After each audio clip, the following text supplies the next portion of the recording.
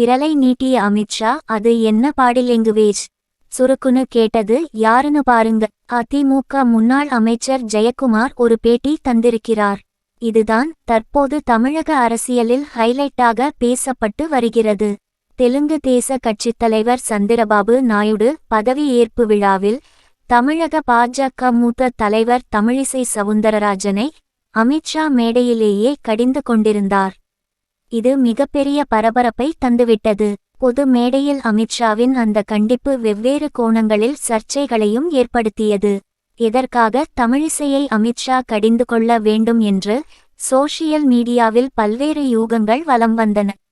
அண்ணாமலையை பகைத்து கொண்டதற்கு தமிழிசையை கண்டித்துவிட்டார் அமித்ஷா என்று சோஷியல் மீடியாவில் அண்ணாமலையின் ஆதரவாளர்களே தகவலை பரப்பியதாகவும் சொன்னார்கள். அதற்கேற்றவாறு அன்றைய தினம் நிகழ்ச்சியை முடித்துக்கொண்டு சென்னை திரும்பிய தமிழிசை செய்தியாளர்களை சந்திக்காமலேயே வீடு திரும்பவும் மீண்டும் சந்தேகம் அதிகமாகிவிட்டது. பிறகு கிட்டத்தட்ட 24 மணி நேரம் கழித்து அமித்ஷாவுடன் நடந்த உரையாடல் குறித்து விளக்கம் ஒன்றை தந்திருந்தார் தமிழிசை. அதேபோல பாஜக மாநில தலைவர் அண்ணாமலையும் தமிழிசை சவுந்தரராஜனை நேரில் சந்தித்து பேசியிருந்தார். இதனால் இந்த விவகாரம் ஓரளவு முற்றுப்பெற்றது என்றாலும் அமித்ஷா ஏன் தமிழிசையிடம் கடுகடுப்பு காட்ட வேண்டும் என்ற கேள்விக்கு மட்டும் விடையே தெரியவில்லை. ஆனால் தமிழிசை மீது பொறாமையும் காழ்ப்புணர்ச்சியும் கொண்ட தென் சென்னை பாஜக செயலாளர் வேண்டுமென்றே தமிழிசை மீது இல்லாததையும் பொல்லாததையும் கட்டவிழ்த்து விட்டாராம். இதுதான் அமித்ஷா வரைக்கும் சென்று தமிழிசையை கடிந்து கொள்ள வைத்துவிட்டதாம். அதற்கு பிறகுதான் உண்மைத்தன்மை அறிந்த பாஜக மேலிடம் அண்ணாமலையை அனுப்பி தமிழிசையிடம் சமாதானம் பேச செய்திருக்கிறது.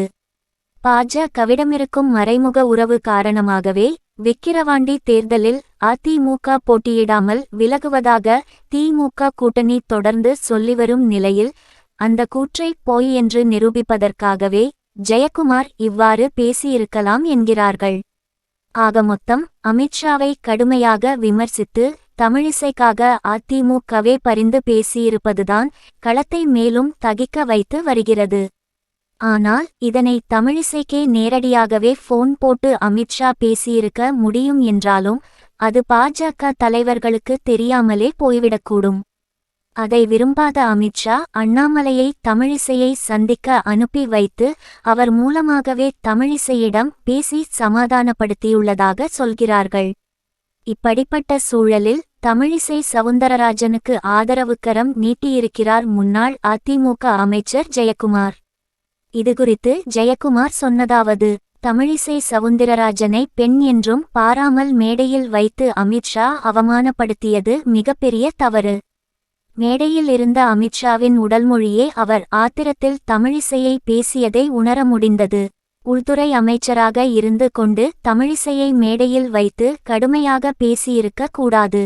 மேடை நாகரீகம் பண்பாடு என்னவென்று தெரியாமல் அமித்ஷா நடந்து கொண்டுள்ளார். அண்ணாமலை வந்த பிறகு சமூக விரோதிகளின் கூடாரமாக பாஜக மாறிவிட்டதை தமிழிசை தெளிவுபடுத்தி உள்ளார். தமிழிசை பேசியது தவறு என்றால் டெல்லிக்கு அழைத்து கண்டித்திருக்கலாம், மேடையில் அவமானப்படுத்தியிருக்க கூடாது என்று ஜெயக்குமார் கூறியிருக்கிறார். ஜெயக்குமார் ஏன் இப்போது திடீரென இந்த விஷயத்தில் என்ட்ரி ஆகிறார்? எதற்காக தமிழிசைக்கு சப்போர்ட் செய்துள்ளார் என்று தெரியவில்லை. தமிழிசையை மேடையில் வைத்து அமித்ஷா கடிந்து கொண்டு 5 நாட்களுக்கு மேல் ஆகிவிட்ட நிலையில் ஜெயக்குமார் தமிழிசைக்கு சப்போர்ட் செய்துள்ளது பலரது கவனத்தையும் திரும்பி பார்க்க வைத்து வருகிறது. ஆனால் அதிமுக பாஜக வட்டாரத்தில் குழப்பியடிக்கிறது.